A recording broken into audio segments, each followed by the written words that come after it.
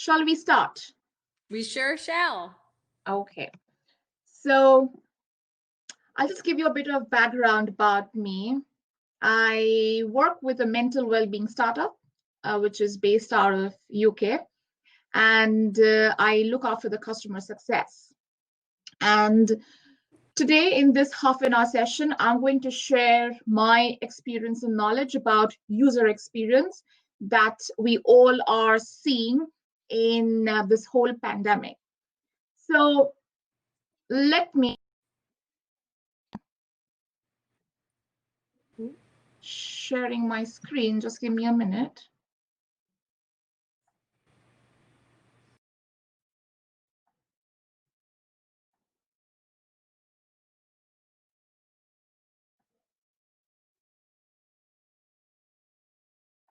Okay, so Walmart has experienced a 470% increase in their Walmart grocery app downloads since Jan 2020. And do we know why has this happened? Is it because the transformation has happened because of CEO, CTO, or COVID-19? Well, for many of us, it's COVID-19 that has brought a rapid change in the way we consume our products and service. So I am going to just share certain examples of what businesses, big brands, small business owners are doing to succeed in user experience.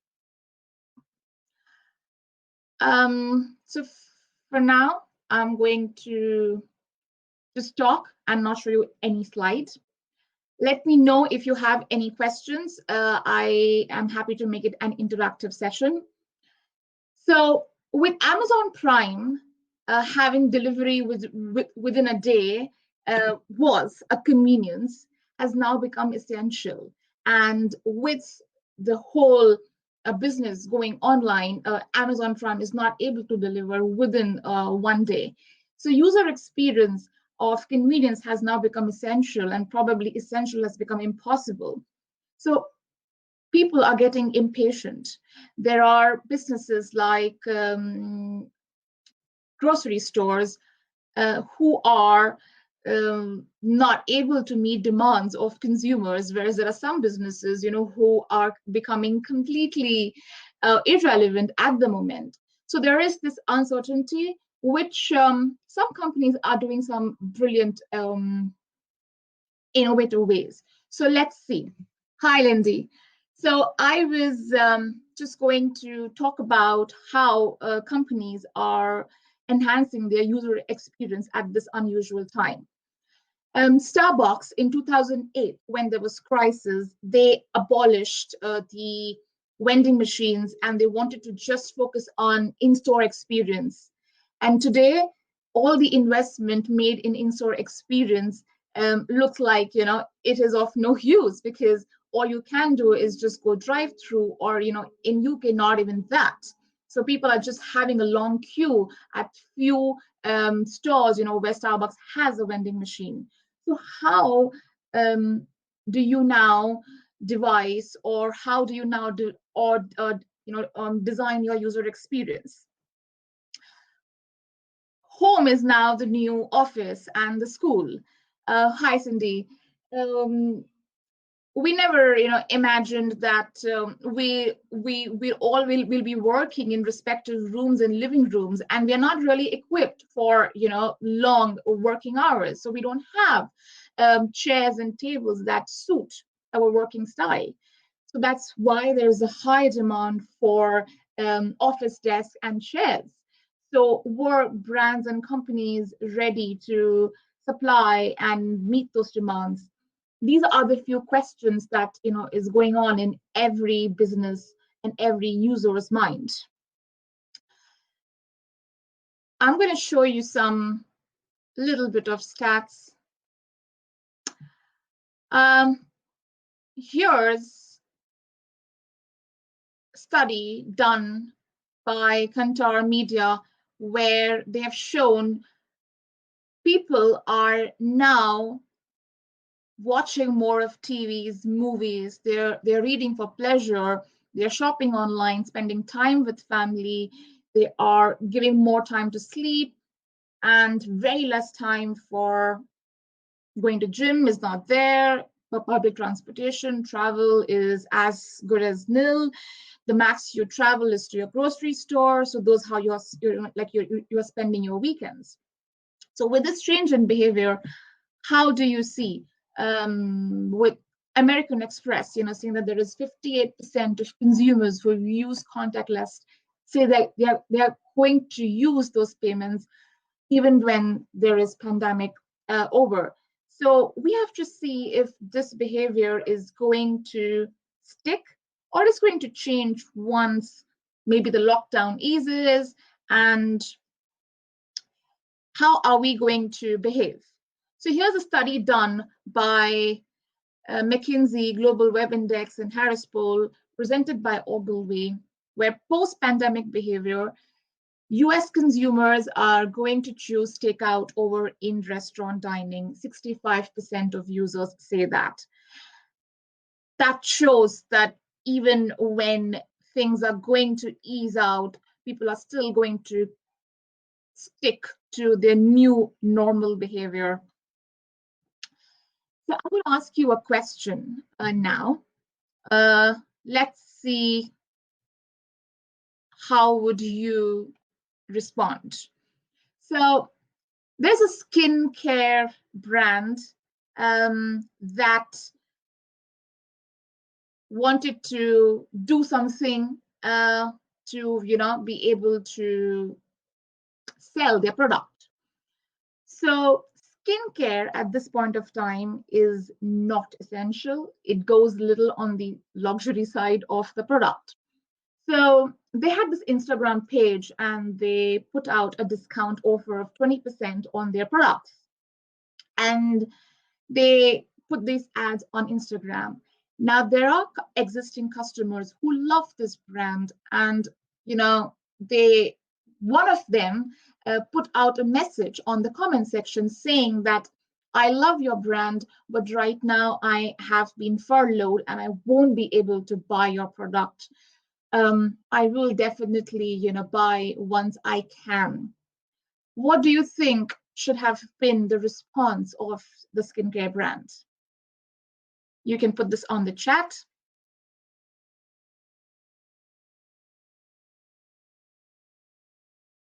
Offer a free sample.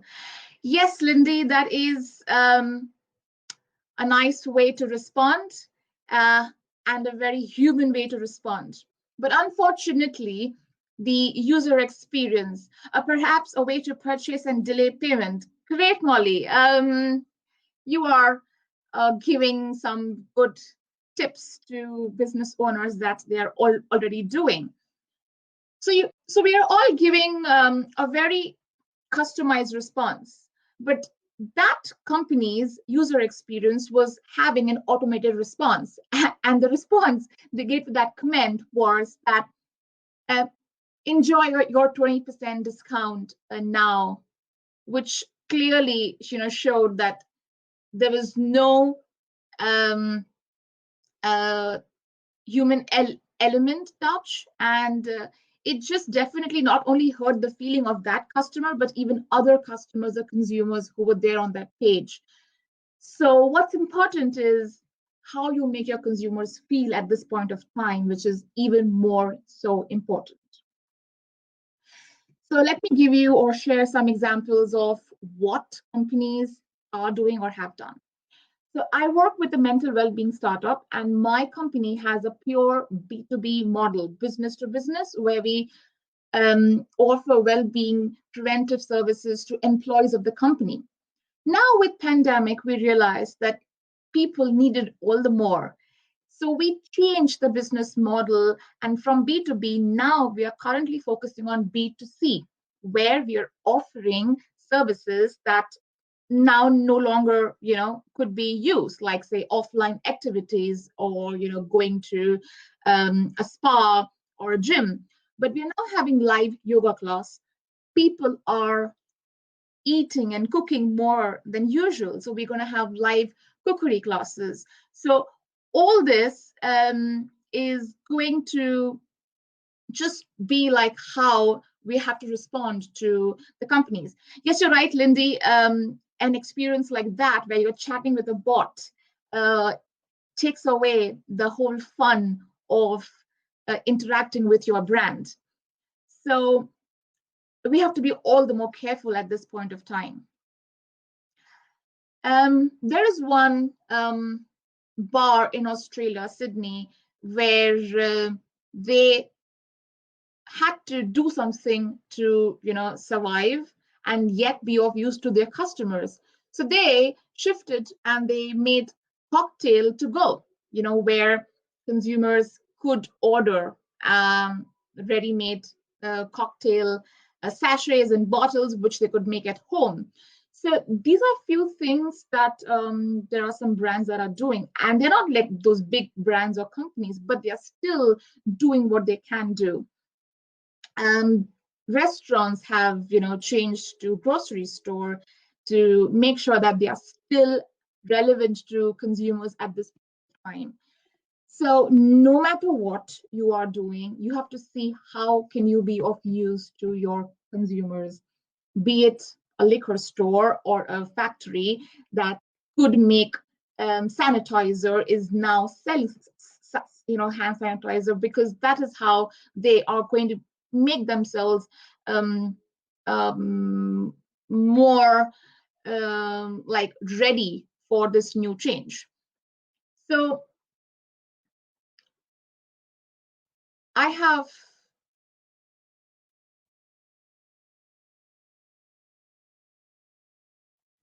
to show. Here's a grocery store that has a very interesting way. Like when I just went there, they said, if you shop for £50 and above, you get a face mask free. Never did I ever imagine in my life that I would be lured by a face mask. And that is how the user experience is now changing. So it's not about big data or complex CRM, but maybe a dose of human touch. Take a look at this.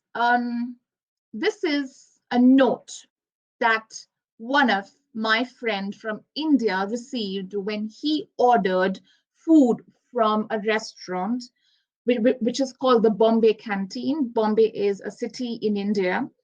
They had a very simple way and a very witty, humorous way of showing that what you've got is safe and we have taken care of the hygiene. So they have mentioned the name of the person who packed it and his body temperature, the person who delivered, his name and his body temperature, and these simple steps.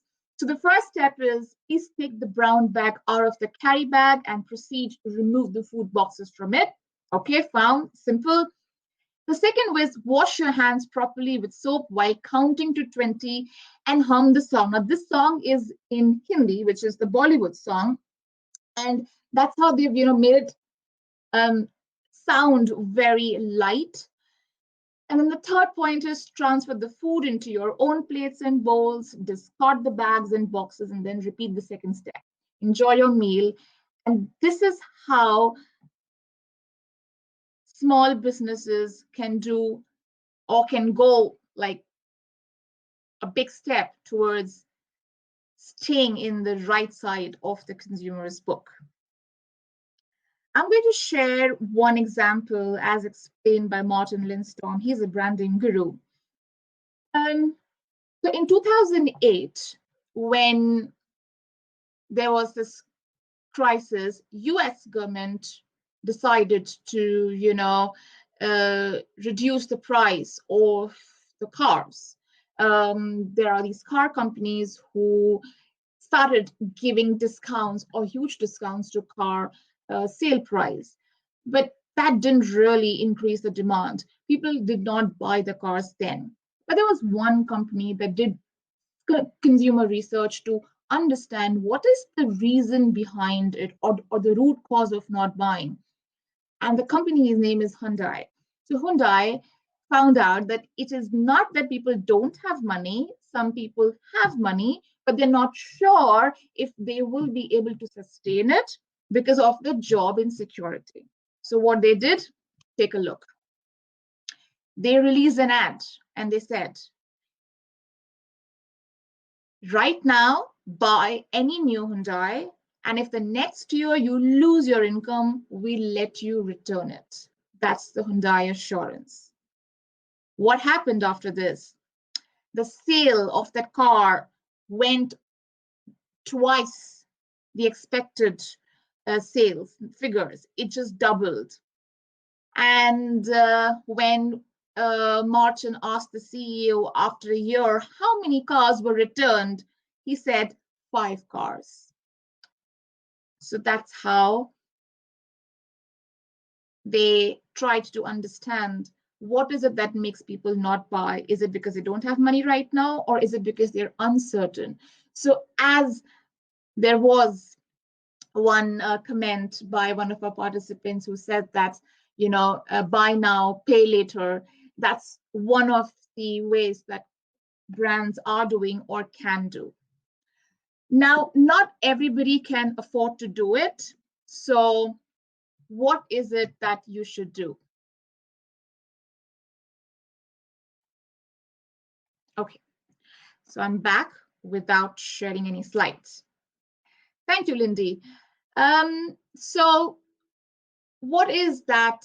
Not every business can be COVID-19 ready or be able to provide something that can help consumers. The least that they can do is wait and watch. Take time to evaluate and try and understand your consumer base. See if there is a change in user persona. What do I mean by that? A very simple example of Zoom. Zoom has seen an increase in the traffic by 300%. And now they are seeing teachers, students, first-time users using Zoom as an essential service. So if there is a change in their user persona, shouldn't they have a tutorial for first-time users, for teachers or students? Maybe they never thought of that earlier, but now they should, because the schools have now shifted to virtual medium. So what you can do is the least you can do is check your user persona and still see how relevant can you be to your consumers. So is there any question or anything that you want to share? I am happy to answer or discuss.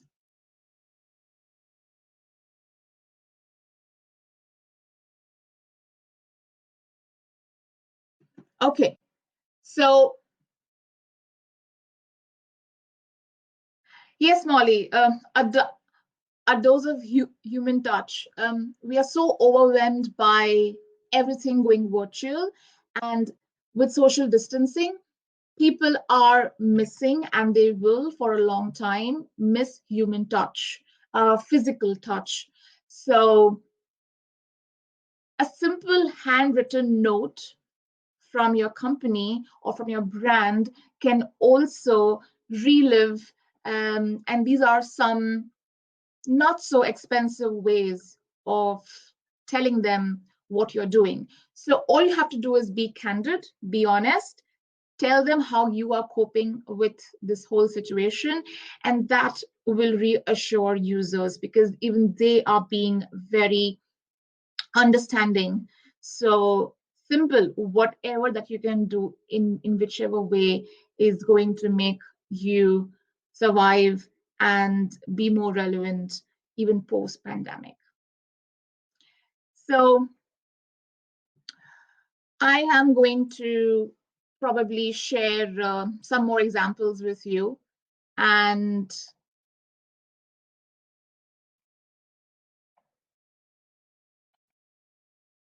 probably understand from you if there is anything unique that you are doing with your consumers or users that you want to share. Something which made them feel, okay, wow, this is like a sweet gesture or smart of you or something that went wrong. Lindy has a question. Do you think professionalism will be looked at differently with things being more virtual, for example, dress codes? Uh, I think it already is changing because, to be very honest, um,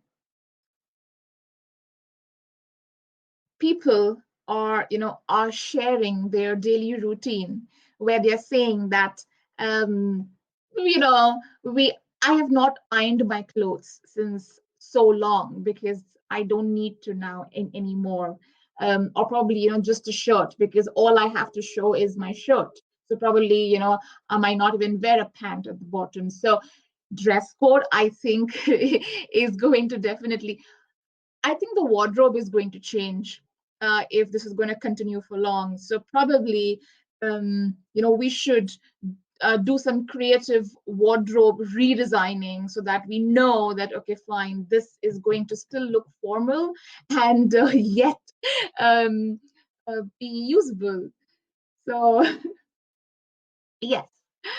Um, any other story or any other way that any of you are doing presently with your users?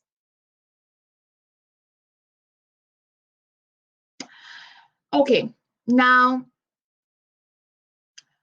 what about architecture or um, construction or people who are into interior designing?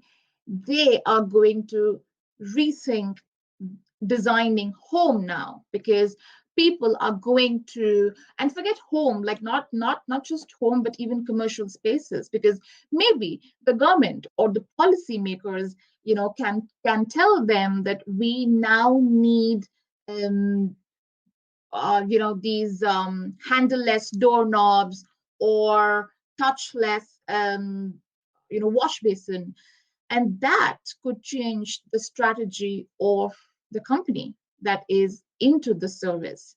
So I think we all need to relook and see how best we can adhere to the new norms, because as they say that if you perform any routine or any behavior for long, then it stays, it sticks.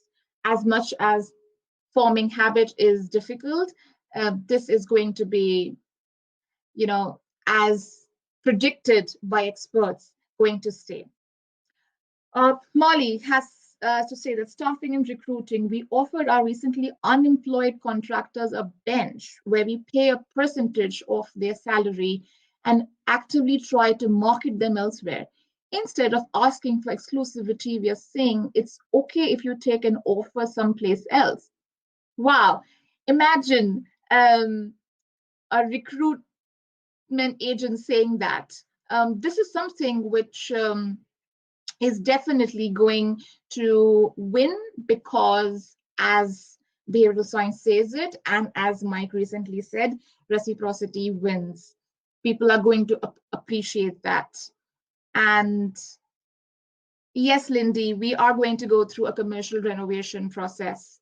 I'm sure people are going to change the way now their home looks, especially for children. Now there is an increase in Chrome notebook because their school has now become home. So there are many businesses that did not make sense before pandemic.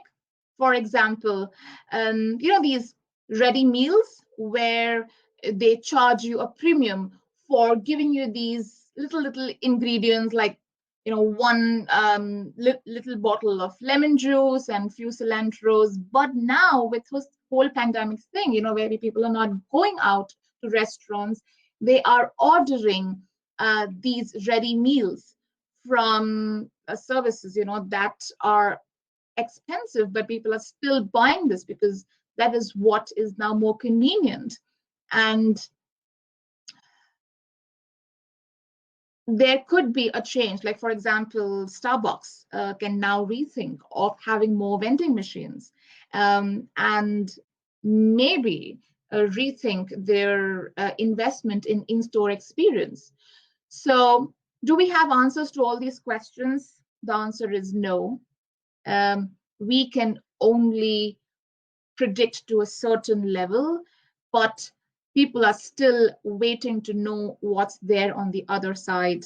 And there are many companies who, like IKEA, took their time to respond because they knew that they will not be able to serve the demand that that the consumers will have. So they did not start with the delivery of the furniture.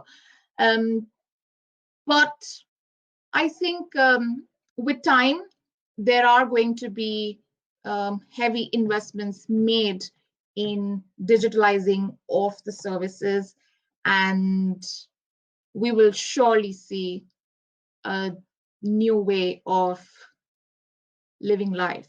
And that will not only reflect how we work, but how we even work or probably eat, live, and sleep. So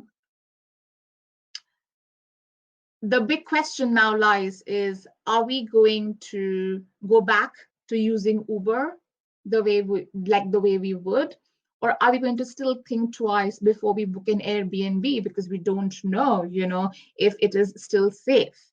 So those are some things which we are still going to see.